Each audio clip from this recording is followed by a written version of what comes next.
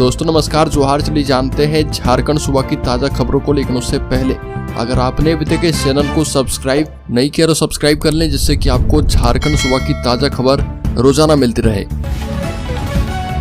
सबसे पहले खबर की बात करें तो श्रमिकों से मतदान में हिस्सा लेने की अपील। श्रमिक संगठनों के साथ बैठक, 100% मतदान को लेकर की गई अपील। जिला निर्वाचन प्राधिकारी सह उपायुक्त माधवी मिश्रा की अध्यक्षता में श्रमिक संगठनों के प्रतिनिधियों की अहम बैठक हुई है। इस अवसर पर उन्होंने कहा कि सभी श्रमिक संगठन वोटर अवेयरनेस फोरम की मीटिंग आयोजित करके यह सुनिश्चित करें कि सभी श्रमिकों का नाम मतदाता सूची में शामिल हो। यदि किसी श्रमिक का नाम मतदाता सूची में नहीं है तो अनुमंडल पदाधिकारी या फिर संबंधित प्रखंड विकास पदाधिकारी अथवा अंचल अधिकारी से संपर्क करके उनका नाम मतदाता सूची में जुड़वा सकते हैं। बड़ी खबर, जमशेदपुर लोकसभा सीट को लेकर बड़ी अपडेट। 2 बार से ज्यादा नहीं जीता कोई नेता, भाजपा अगर जीती तो बन जाएगा रिकॉर्ड। जमशेदपुर लोकसभा क्षेत्र की सीमा पश्चिम बंगाल और ओडिशा तक फैली है। इस लोकसभा क्षेत्र का इतिहास काफी दिलचस्प रहा और यहाँ कोई भी नेता लोकसभा चुनाव में 3 बार अपनी जीत दर्ज नहीं करवा पाया है। जमशेदपुर लोकसभा क्षेत्र साल 1957 में अस्तित्व में आई और तब से लेकर अब तक भाजपा ने सर्वाधिक 6 बार इस संसदीय क्षेत्र में जीत हासिल की है और उसके बाद कांग्रेस और झारखंड मुक्ति मोर्चा का दबदबा बना रहा। वहीं भाकपा और जेबीएम ने भी एक बार इस क्षेत्र में जीत दर्ज की है। अगली खबर, झारखंड वित्तरहित शिक्षण संस्थानों का 2023-24 का अनुदान आदर्श आचार संहिता की भेंट चढ़ सकता है। 543 संस्थानों को अब 90 करोड़ का अनुदान मिलता दिखाई नहीं दे रहा। ये राशि 31 मार्च से पहले नहीं भेजी गई और ना ही निकाली गई तो ये लैप्स कर जाएगी। लैप्स होने के बाद संस्थानों को यह अनुदान देने की प्रक्रिया लोकसभा चुनाव के बाद शुरू हो पाएगी। और मोर्चा के रघुनाथ सिंह ने कहा कि जुलाई अगस्त में झारखंड विधानसभा का सत्र होगा और इसमें अनुपूरक बजट में इसकी मंजूरी हो पाएगी। अगली खबर, वोटर कार्ड नहीं है तो ये दस्तावेज दिखाकर करें मतदान। लोकसभा आम निर्वाचन 2024 के तहत चुनाव का पर्व देश का गर्व मतदान होना है और आगामी 25 मई 2024 को गिरिडीह एवं धनबाद लोकसभा का मतदान होगा। ऐसे में मतदाताओं को मतदान करने से पहले मतदाता फोटो युक्त पहचान पत्र प्रस्तुत करना है। और बता दें कि मतदान के लिए ईपिक के अलावा 12 अन्य वैकल्पिक दस्तावेज मान्य हैं। इसमें पासपोर्ट, ड्राइविंग लाइसेंस, राज्य या केंद्र सरकार, सार्वजनिक क्षेत्र के उपक्रम, पब्लिक लिमिटेड कंपनी द्वारा अपने कर्मचारी को जारी किए गए फोटो युक्त सेवा पहचान पत्र, बैंकों या फिर डाकघर द्वारा जारी की गई फोटो युक्त पासबुक, पैन कार्ड, राष्ट्रीय जनसंख्या रजिस्टर यानी NPR द्वारा जारी किए गए कार्ड और मनरेगा जॉब कार्ड इसमें शामिल किया गया है।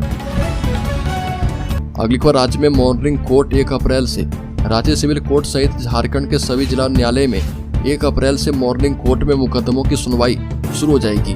और मिली जानकारी के मुताबिक झारखंड हाई कोर्ट ने पत्र जारी कर मॉर्निंग कोर्ट में सुनवाई शुरू करने की सूचना जारी कर दी है। मॉर्निंग कोर्ट में कोर्ट के कामकाज का समय सुबह 7 बजे से लेकर दोपहर के 12 बजे तक निर्धारित किया गया है और ये व्यवस्था 29 जून तक चलेगी। फिलहाल झारखंड की निचली कोर्ट में डे कोर्ट में सुनवाई हो रही है। अगली बार, झारखंड में बीजेपी को लगेगा बड़ा झटका। कांग्रेस में शामिल होंगे 5 बार के सांसद। रांची से 5 बार सांसद रह चुके रामटहल चौधरी कांग्रेस में शामिल होंगे। पिछली बार चौधरी का टिकट कट गया था, जिसके बाद उन्होंने निर्दलीय चुनाव लड़ा था, हालांकि सफलता नहीं मिली।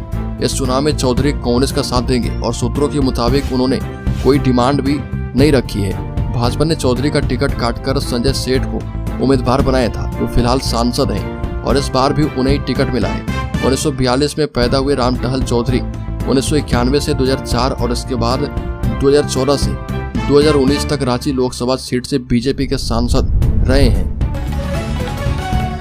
अगली खबर, टिकट की आस में कई नेता बदल रहे। पार्टी राजनीतिक दलों के पास कई सीटों पर कद्दावर प्रत्याशी का टोटा लगा हुआ है। झारखंड में लोकसभा चुनाव का मंच सजने लगा है और इस मंच की शोभा बढ़ाने वाले राजनीतिक कलाकारों के चेहरे भी बदलने लगे हैं। कोई टिकट की आस में पार्टी बदल रहा तो कोई पार्टी प्रत्याशी की खोज में लगी है।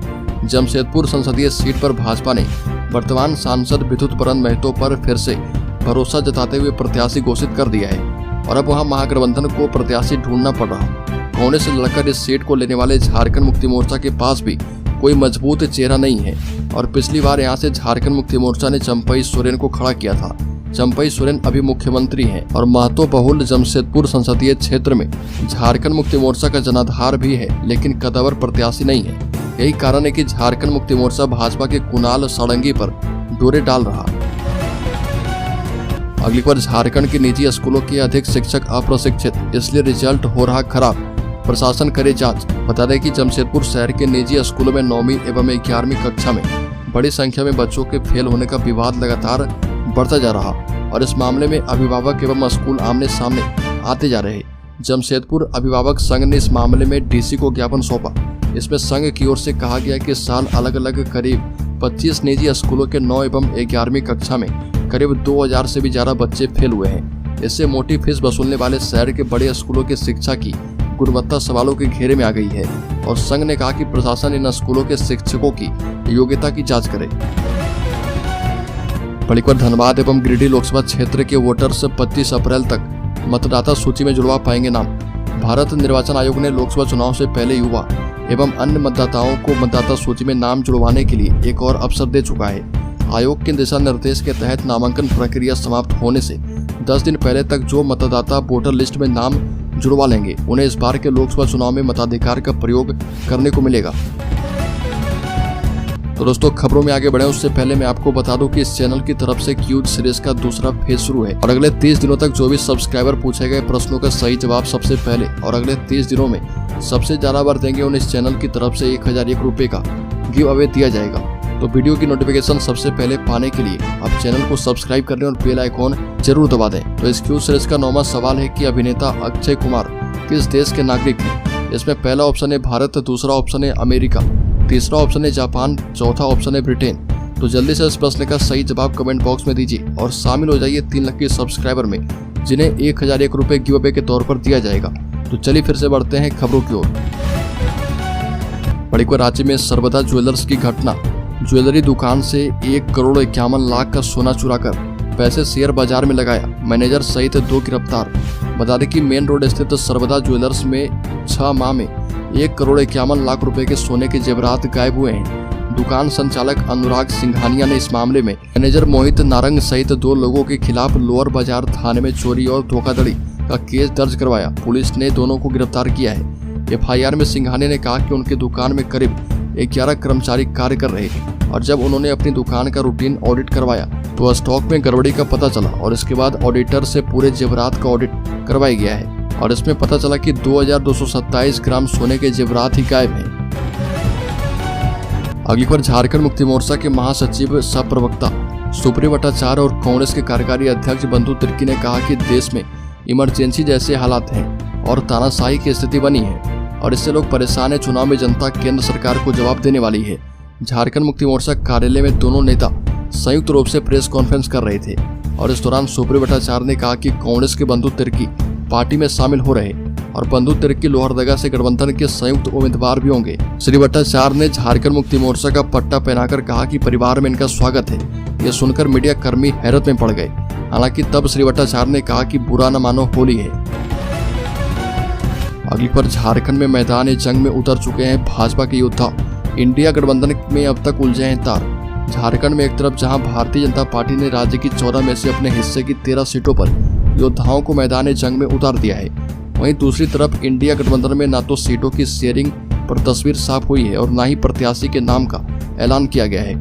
भारतीय जनता पार्टी ने 11 सीटों पर अपने प्रत्याशी 25 दिन पहले 2 मार्च को ही घोषित कर दिए थे और इन प्रत्याशी ने पहले दौर का चुनावी जनसंपर्क अभियान पूरा कर लिया है। अगली खबर बहुत जल्द कांग्रेस झारखंड की 4 सीट के लिए उम्मीदवारों के नामों का कर सकती है ऐलान। कांग्रेस रांची, लोहरदगा, खूंटी और हजारीबाग लोकसभा सीट के लिए अपने उम्मीदवार के नाम की घोषणा कर सकती है। पार्टी के एक वरिष्ठ नेता ने यह जानकारी दी है और दिल्ली में केंद्रीय चुनाव समिति की बैठक के बाद प्रत्याशियों के नाम घोषित किए जाने की संभावना है। कांग्रेस विधायक आलमगीर आलम ने दिल्ली के लिए रवाना होने से पहले कहा कि रांची, लोहरदगा, खूंटी और हजारीबाग लोकसभा सीट के लिए उम्मीदवारों के नामों की घोषणा होने की संभावना है। बड़ीकर डबल मर्डर से दहला पलामू जिला। घर में घुसकर पूर्व कांग्रेस नेता को मारी गई गोली। कुछ महीने पहले ही जेल से निकला था मृतक। पलामू में 2 बजे अपराधी ने पूर्व कांग्रेस नेता राजमोहन पोलू के घर में घुसकर गोलीबारी कर दी और फरार हो गए। इस गोलीबारी की घटना में राजमोहन पोलू समेत एक अन्य की मौके पर ही मौत हो गई। पोलू की हत्या के बाद उसके घर के पास भारी भीड़ जमा हो गई थी। घटना जिले के शाहपुर का है और डबल मर्डर की सूचना पाकर के SP रेशमा रमेशन सहित SDPO मणिभूषण प्रसाद, थाना प्रभारी सोनू चौधरी मौके पर पहुंचे और मृतक के घर की छानबीन की। 1 घंटे की जांच के बाद पुलिस ने शव को पोस्टमार्टम के लिए MMCH भेज दिया है। अगली खबर, राज्य में होली बीतने के बाद अब लोकसभा चुनाव पर फोकस फिर से गर्म हो चुकी है सियासत। बता दें कि रंगों का त्योहार होली रांची समेत राज्य भर में बड़े धूमधाम से मनाया गया। 2 दिनों तक रांची समेत पूरे राज्य होली की मस्ती में सराबोर नजर आया। वहीं अब एक बार फिर से लोकतंत्र के सबसे बड़े महापर्व 2024 के लोकसभा चुनाव की सरगर्मी तेज है। एनडीए गठबंधन ने सभी सीटों पर उम्मीदवार की घोषणा की है और चुनावी तैयारी को लेकर भाजपा के प्रवक्ता प्रतुल सदेव ने कहा कि हमारे गठबंधन और उनके गठबंधन के बीच के फर्क को आप समझ सकते हैं। हमने अपने 11 उम्मीदवार की घोषणा 25 से 26 दिन पहले ही कर दिया था। बाकी जो उम्मीदवार थे उनकी घोषणा हमने कर दी है। प्रतुल सदेव ने कहा कि वहीं अन्य पार्टियों में उम्मीदवारों का टोटा लगा है। अगली खबर, झारखंड के शेयर होल्डर्स के लिए बड़ी खबर। रिलायंस में खरीदारी से चमका शेयर बाजार। निवेशकों ने दिन भर में 1,13,000 करोड़ कमाए। शेयर बाजार के निवेशकों की संपत्ति दिन भर में करीब 1,13,000 करोड़ रुपए बढ़ गई। और बता दें कि सबसे अधिक तेजी पावर, रियलिटी, बैंकिंग और ऑटो शेयर में देखने को मिली। वहीं दूसरी ओर IT और मेटल शेयरों में गिरावट का रुख रहा। वहीं JSW और PB फिनटेक, कमिंस इंडिया, ये सभी शेयर अभी निवेशकों को मालामाल कर सकते हैं। बता दें कि कमिंस इंडिया के शेयर का इसका मौजूदा भाव 2,930 रुपए है और बढ़त की संभावना 17% है।